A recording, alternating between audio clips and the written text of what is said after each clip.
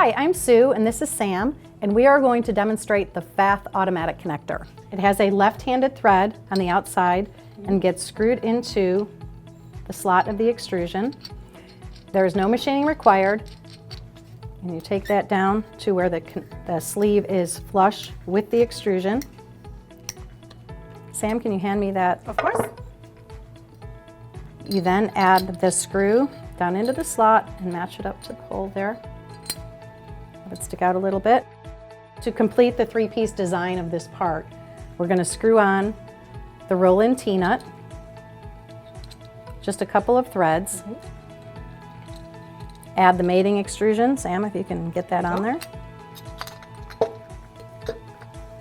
And tighten it up. When we're doing that, it is pulling the T-nut and the screw sleeve together, and now we have a secure connection.